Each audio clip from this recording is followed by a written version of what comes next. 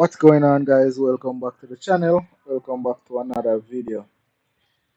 Today is the 16th of November. It's been a while since I put out a video on these synthetic indices.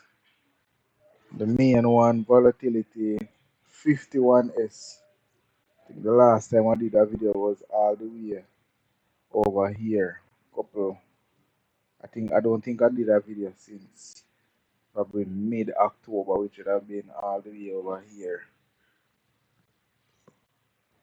Now, this is my current setup on trading the synthetic sorry, trading the synthetic indices. Some exciting news. I finally got magic keys configured to work with the synthetics. So the risk management should be on par now and the entries should be even more precise, especially when flipping these small accounts. So let's go into reviewing the price action over these last couple of days or weeks rather.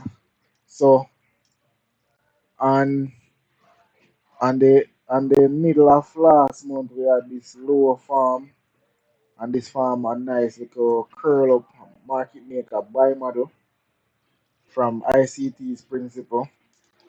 So we had a change of character here. This is the 4 hour time frame. Nice little buy up, and we retested this other block here. And if you were in this trade, you could have been in this from week before last all the way until this week. This is where we actually tapped out. So some crazy opportunities. All of this chop and sell off ended. This was the last low over here. This is the daily time frame. This is the last low that I had marked out, and we went below it significantly here before we managed to buy back up. So on this daily time frame here, this is where we're sitting at right now. I think I'm only going to focus on this volatility index. So see on the weekly, we came all the way below this low here, right here, before bouncing back. I'm not even going to move the line because that was the most significant low. We came all the way here. This is some type of other block supply demand level that we bounce from. So we bounce from that other block, and all of last week. This is last week's candle. 7 days worth of price action. We just went straight up. So currently we're sitting here. We haven't had a real change of character here. Just this minor one here on the daily time frame. So I'm expecting us to possibly have a little pullback to here before we continue up, farm some type of right hand leg like here. Now this would form a Quasimodo type of setup.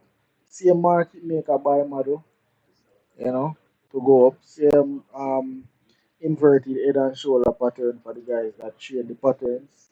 But honestly, I would have preferred this high to get closed above before we continue up like this. Then we could pull back to discounting this inside this fair value gap that's currently being formed. So also the other perspective is we could just continue selling off because multiple times we had these small push-ups like this before just dropping back off, even back over here from June. So it's still possible for us to just run back down to here before we had our next bounce again, because this is been in a long term downtrend on the weekly and the monthly chart.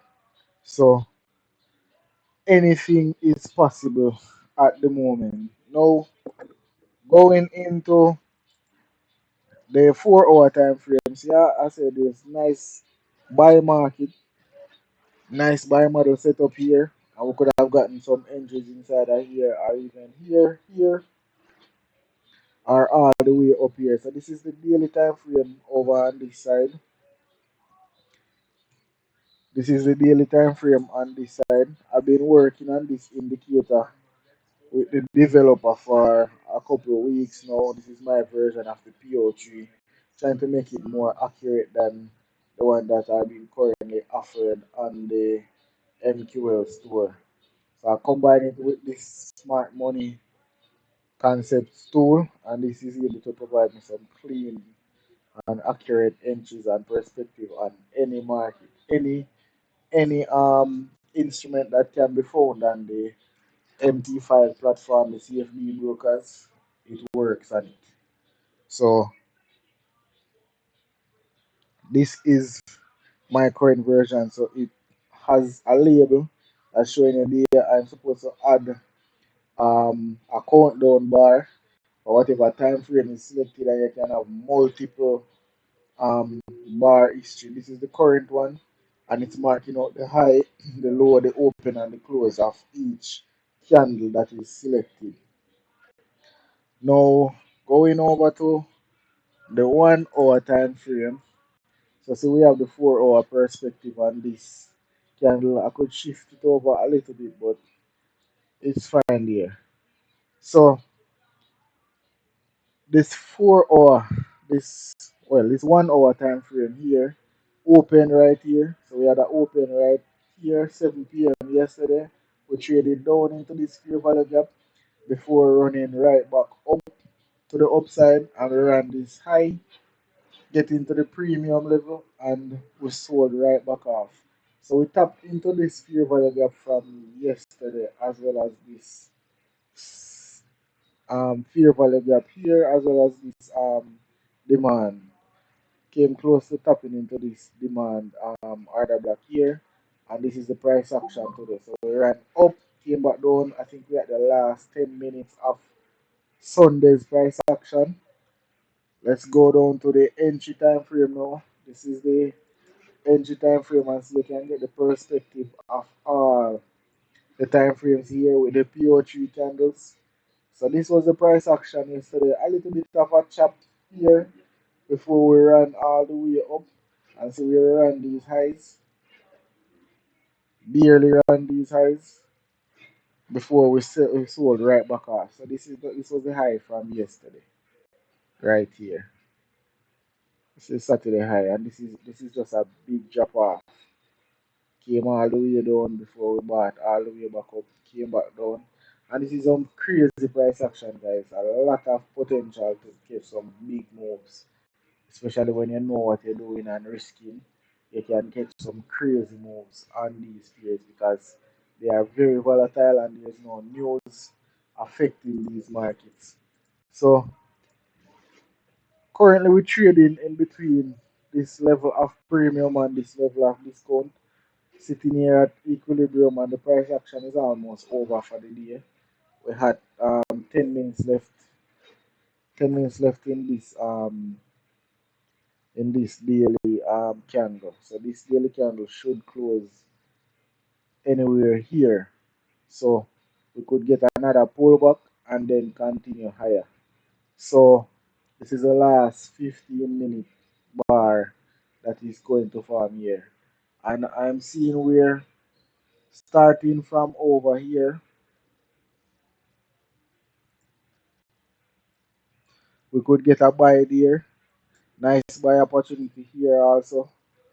Pull back into this fair value gap. Buy there. Nice buy opportunity there. A little bit of a consolidation here, but still buying. This is a little bit too high in the level in the premium.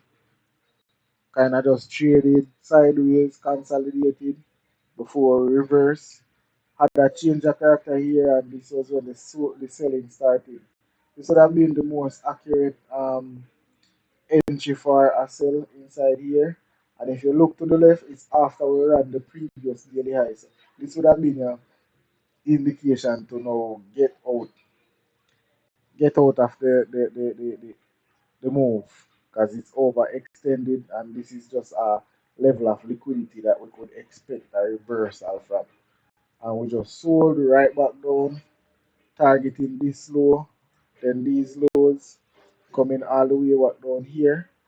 And these are all entries that could take us back down to the previous daily low. We didn't quite make it down there, we made it back down to the previous daily open. So at one point in time, this candle actually flip, flip back red, as in bearish, right around here. Traded down. Didn't take any trade on it. I was monitoring it slightly today. Found a nice buy model here again. After we did a nice liquidity sweep,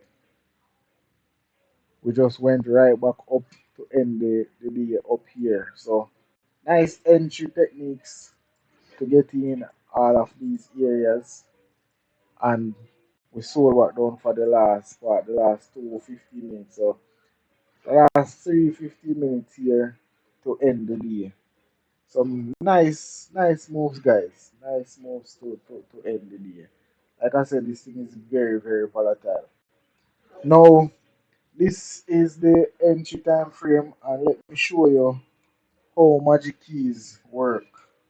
I'm going to do a video on magic keys one of these days, as well as the tools that I use. Now, this is magic keys, and this is a risk calculator. So whatever I decide to risk in terms of percentage of the account, this account is currently at zero, so it's not going to show accurate representation. But currently, if I had decided to enter on any one of these trades, whatever I set the risk parameters to be, whether a percentage of the account or a fixed dollar amount, then it would execute the trade matching that risk percentage. So you can get some very precise entries, and you can also risk where you're not going to blow the account if you should get stopped out. Even if you take multiple entries, this would ensure that whatever the risk is, it will stay fixed to that amount. So unless you decide to risk the whole account, but I set mine to here, I set mine to here. Usually this is a small account, $100 or less. So 3% of $100 is just like $3 or $5 or $10 or $15. But in case you have an account with 1,000, 10,000, then it would risk 15% or 10%. On my funded account, I risk way less. I set it to quarter, half, and 1% here. So that's how this thing works. But because it's just $100 account here, if I decide to risk a $15 from that account, then if you're risking $15, you basically have, let's see, about six to eight tries before you would blow that account with that type of risk. And it would automatically adjust the lot size. So instead of going inside of here to put in a lot size inside of this thing and manually enter the trade, it automatically enters you wherever price is. If you're doing an instant market execution, or if you're doing a limit order, whatever you set the limit order to, it adjusts the lot size, which is here, the volume, to match whatever the risk parameter is, and it sets the stop loss. Wherever this red line is a stop loss, this yellow line is the entry, and this is a take profit. And the good thing about this tool, you can set multiple take profit to partial, you can go auto break even, a lot of stuff you can do with this tool.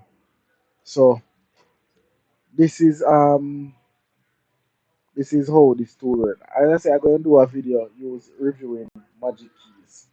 But that is it for this video, guys. I will catch you guys on the next one. I'll try to put out some more videos on these synthetic indices going forward. I'll try to be more consistent with the videos of this side. But because of the work schedule and thing, it's really difficult. But thank you guys for watching. Thank you guys for subscribing. I'll catch you guys on the next one. Peace.